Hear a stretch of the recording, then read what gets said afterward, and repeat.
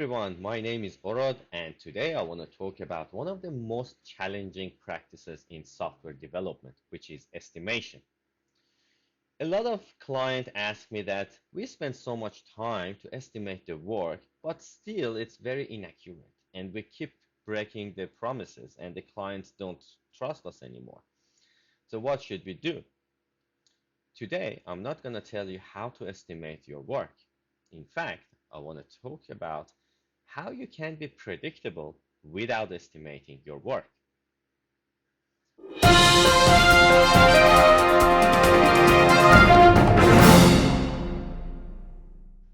To be able to be predictable without estimating the work, the first thing you need to do is to generate a lead time distribution chart. So let me show you how you can generate this chart and how you can read the chart. So for this video, what I've done, I basically pulled down everything that one of my team delivered in last 4 months. And in this first row here, I have a range of lead time. So I have 1 day. Anything took 1 day or less. And here I have anything took between 2 to 5 days, anything took between 6 to 10 days, and stuff like that.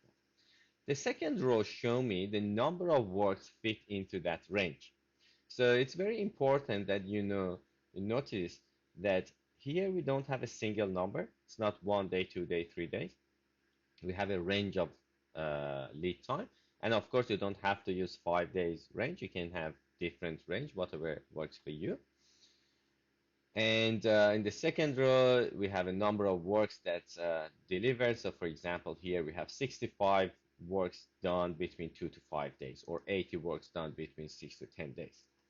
So when you look at the lead time distributed chart, distribution chart in the below, so here in the X axis, we have the range of lead time, which is basically when the team committed to deliver the work until it's actually delivered to the customer. And in the Y-axis, I have the number of works that done and fit into that range. So when you look at the chart, you notice that 70% of the work delivered, historically, delivered in 10 days. So is this acceptable? If 70% is not acceptable, then maybe we can start and commit the work 15 days before the delivery date, and that gives us 86% chance that deliver within that period, which is 15 days. Sometimes this 86% is also not acceptable because we have hard deadline and we can't miss that deadline, because if we deliver after the deadline, there is no value. So we need to make sure to meet the deadline. In this case, we can start the work 20 days before, and that gives us the chance, 95, almost 96% chance that deliver the work within 20 days.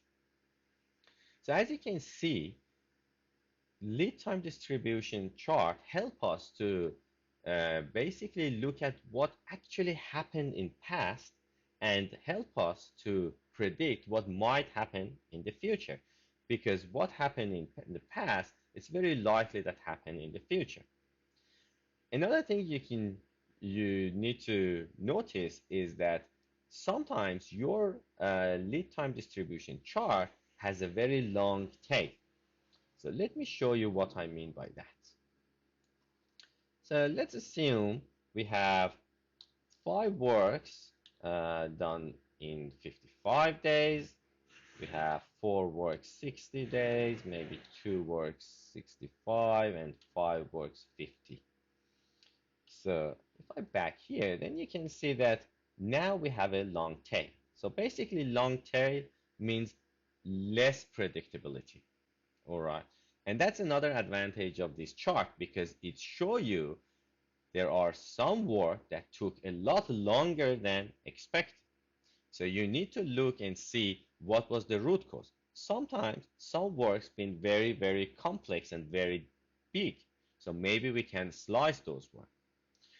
Sometimes you have long tail because There are some unplanned work, urgent work pushed to the system, those work that can't wait, and team must work on those, which means they have to stop the work that they currently working and then they and work on the unplanned work. So that's another thing you can think about and see if there is anything you can do to stop those unplanned work. Maybe you need to stabilize the application or product.